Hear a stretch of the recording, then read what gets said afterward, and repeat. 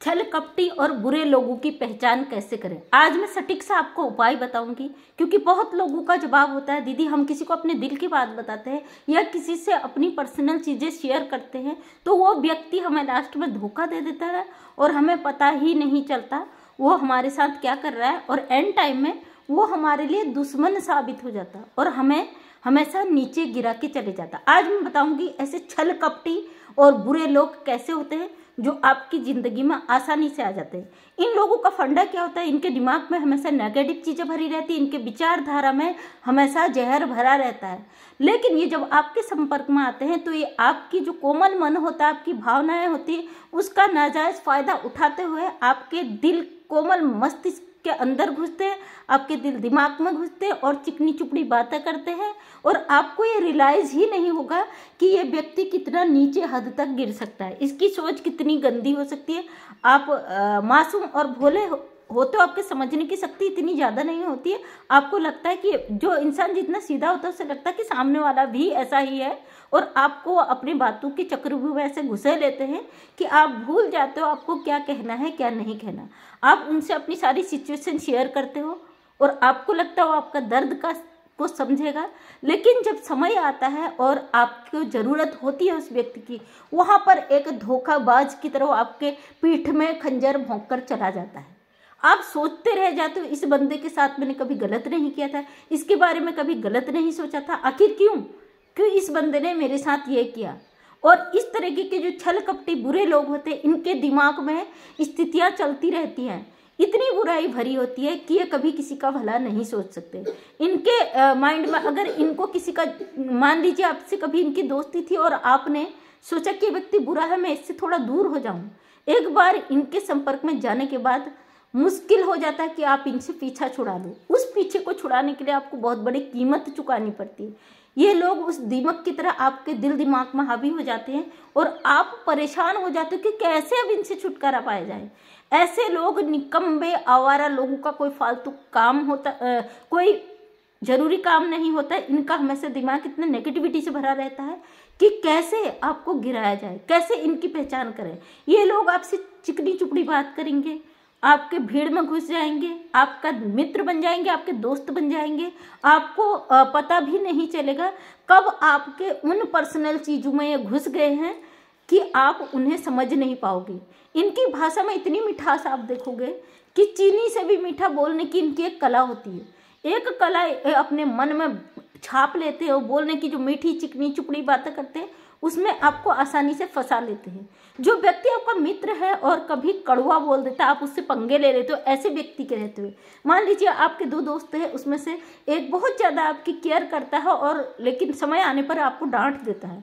ये चिकने चुपड़े चापलूस लोग आपके बीच में घुसेंगे, उस इंसान की बातें भी सुनेंगे, आपकी भी बातें सुनेंगे और तीसरी जगह जाके उस चीज़ को शेयर करेंगे और आपके सामने अच्छे बने रहेंगे, दूसरी जगह बुराई करेंगे, और समय आने पर आप दो लोगों को ऐसे लड़वा देंगे और कोशिश करेंगे कि आप उनसे दूर हो रहे हो तो इससे पहले इससे दूर हो। आपकी जो अच्छी खासी दोस्ती उस इंसान से होगी जो आपके सुख दुख में आपको समझाए भी डांटे भी, उस व्यक्ति को आपकी ज़िंदगी से दूर पटक कर ये फेंक देते हैं ऐसे गलत लोग। और ऐसे लोगों के थॉट्स हमेशा बहुत गंदे लेवल का होते हैं। इन लोगों की सोच कभी ऊपर नहीं बढ़ती है और ये कभी आगे बढ़ नहीं सकते, तो हमेशा आगे बढ़े हुए इंसान को कैसा गिराया जाए उस पर दिन रात मशक्कत करते रहते हैं। ज़िंदगी में अगर कामयाब होना है, सबसे पहले आपको इन बुरे लोगों से दोस्ती करने से पहले इनको समझना बहुत ज़रूरी है। ऐसे लोग कभी किसी के सगे नहीं होते। आपके परिवार में एंट्री करेंगे, आपके घर में एंट्री करेंगे, आपकी ज़िंदगी में एंट्री करेंगे, फाइनली आपको ऐसा धोखा दे देंगे कि ज़िंदगी भर आपको पछताने का मौका नहीं मिलेगा। जो बहुत सारे इमोशनल लोग मेरे पास आते हैं और कई लोगों के ऐसे कमेंट्स आते हैं कि दीदी हमारे साथ ये धोखा बहुत हो चुका है, बहुत बार ऐसा लोग कर चुके हैं, हमारा इस्तेमाल कर चुके हैं, बहुत अच्छे बनकर आते हैं, लास्ट में पता चलता है कि वो इतने जहर से भरे हुए, इतना उनके अंदर जहर भरा हुआ है, हमसे दुश्मनी में उतर गए, हमारा घर उजाड़ने पे तुले हुए। एक मैंने बहुत पहले जब मेरा नया चैनल बना था, एक कहानी रियल जो थी, एक रियलिटी, एक महिला की, उसकी महिला की जो सहेली थी, महिला का कहीं और अफेयर, महिला के पति का कहीं और अफेयर था, विभाग में ही थे, नाम नहीं बताती हूँ आप जानते हो। तो महिला ने अपनी सहेली से राय लिया, उसका पति का कहीं अफेयर चल रहा था, तो महिला ने उसका साथ दिया, सपोर्ट करा, सब कुछ करा, क्योंकि वो दुखी थी, उसको लगा कि शायद ये मेरा हेल्प करेगी। एंड में क्या हुआ, जब उसको लगा कि पति भी कर्मचारी था, पुलिस कर्मचारी, उसको लगा कि पति कमाने वाला सब कुछ है, महिला जो जो बातें उससे शेयर करती थी, मेरे हस्बैंड का उस लेडीज से ऐसा है, मेरे हस्बैंड ने मुझे इस तरीके से आज बोला, मेरे हस्बैंड ने ये चीज़ें करी, हर चीज़ उससे शेयर करने लगी। एक दिन ऐसा हुआ, मैं उस जो लालची और बददिमाग जो ऐसी लेडीज थी, उसने उसका फ़ायदा उठाया। और ऐसे मतलबी लोगों को कैसे आप पहचाने, ये मैं आप एक एग्जाम्पल पेश कर रही हूँ आपके सामने में। तो महिला ने अपनी सारे दिल की बात शेयर करी और उस औरत ने उसका फ़ायदा उठाया। समय आने में उसके पति के सारी उसकी चुगली कर दी।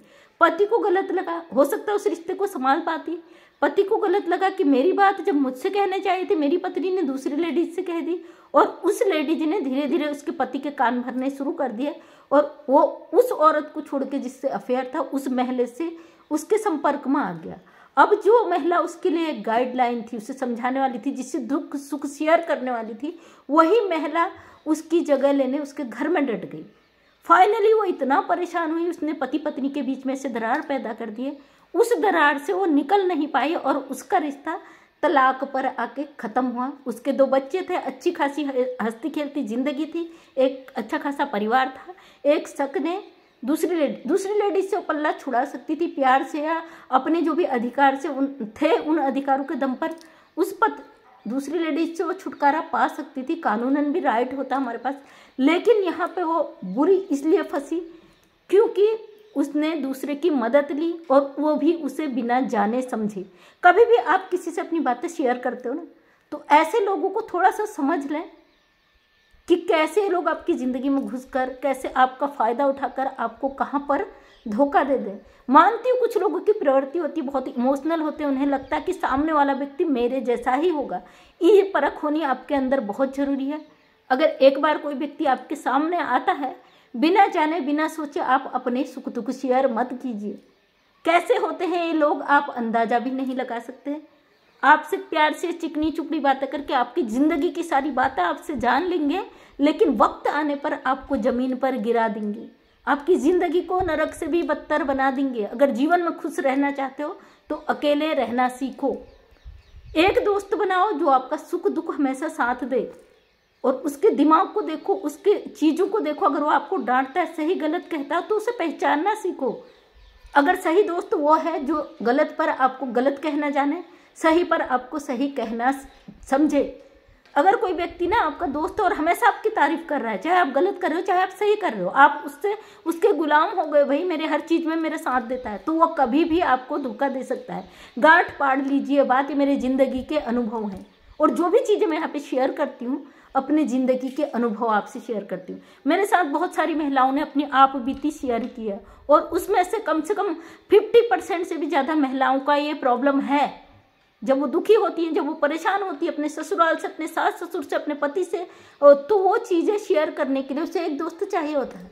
और इस गलती में वो ये भूल जाती है सामने वाला व्यक्ति कहाँ पर उसका इस्तेमाल कर सकता है, और सामने वाला व्यक्ति कितना उसे नीचे गिरा सकता है, और बिना सोचे समझे वो गलती कर लेती। फिर उस गलती से निकलने के एवज में उसे अपनी ज़िंदगी के अहम चीज़ों को खोना पड़ता है। बहुत सारी चीज़ें, जैसे कि मैंने इस महिला का बताया कि उसका घर ही ख़त्म हो गया, उसका कारोबार ही ख़त्म हो गया, उसका खुद का रिश्ता ख़त्म हो गया, और उसे डाइवोर्स तक पहुंचा दिया गया। पति सर्विस वाला था, फाइनली कुछ हो नहीं सकता था, कानून भी क्या कर सकते। जब 2 पति पत्नी आपस में नहीं एडजस्ट कर पा रहे, तो फाइनली उनका एक ही रास्ता है कि डाइवोर्स। अगर डाइवोर्स नहीं होता तो पति नौकरी वाला था, जाहिर सी बात है नौकरी जाती, जेल जाता, बच्चे भूखे रहते। पति ने दूसरी, वही जो उसकी महिला साथी थी जिसके साथ उसे दुख शेयर करती थी, उसे समझ नहीं पाई और अपनी सारी बातें शेयर कर दी। वही औरत ने वो जगह ले ली और उसको किनारे कर दिया। ऐसे बुरे लोगों को कैसे पहचाने, ऐसे नेगेटिव लोगों को कैसे पहचाने, इतनी सहन शक्ति अपने दिल और दिमाग में रखिए। मैंने कई लोगों को देखा है, चुप रहते हैं, बोलते नहीं हैं और बहुत खुश रहते हैं जीवन में। वो चुप रहने का मतलब ये नहीं है कि वो हमेशा ही चुप रहते हैं। उनकी सहन शक्ति बहुत स्ट्रांग होती है, उनकी समझ बहुत स्ट्रांग होती है, वो ऐसी चीज़ों को समझने की शक्ति रखते हैं। आपके आसपास ये चीजें हो रही है, कोई व्यक्ति हद से ज्यादा चापलूसी कर रहा है, हद से ज्यादा मीठा बन रहा है, तो फिर समझ लीजिए कि दाल में कहीं पे काला है। क्योंकि ना मीठे में ही चींटियां लगती हैं, नमक में कभी चींटी नहीं लगती है।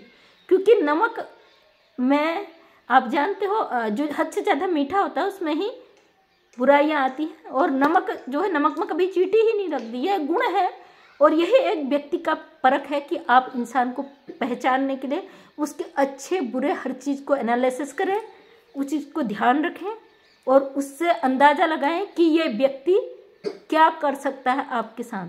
जब तक आप खुद अपने ये सेल्फ जो है ना इन्हें नहीं जगाएंगे, जो हमारे भगवान ने दिया हमें बॉडी के पार्ट से दिमाग, इसका जब तक इस्तेमाल नहीं करोगे तो आप इसी तरह मारे जाओगे, इसी तरीके से गलत लोगों के शिकार हो जाओगे। आपको पता भी नहीं चलेगा आपकी ज़िंदगी में घुसने वाला व्यक्ति जिसे आप सबसे अहम समझते हो कहाँ पे आपको यूज करके निकल गया। इसलिए अपने इस इंद्री को जगाइए कि हम इंसान हैं, हमें यही रहना है और हमें अपने जीवन के हर अहम और ख़ास पहलू पे खुद विचार करना है कि हम कितने पानी में हैं और हम किस चीज़ का शिकार हो रहे हैं। तो एक छोटा सा मोटिवेशन था ताकि समाज को एक जगाने के लिए एक प्रेरणा मैं दे सकूं। और रोज़ मेरा यही मोटिव रहता है कि अपने वीडियो के माध्यम से एक नई ऊर्जा, नया आपको दे सकूं कुछ।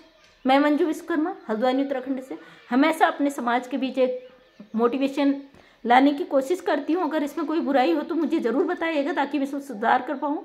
डेली सुबह 8 बजे आता है, उस पर अपना प्यार बनाइए। और अगर चैनल नेक्स्ट टाइम मेरा वीडियो देखना चाहते तो चैनल को सब्सक्राइब कर लें ताकि मैं फिर से एक नया मोटिवेशन आपके सामने ला सकूं। तो थैंक यू सो मच, तहे दिल से धन्यवाद।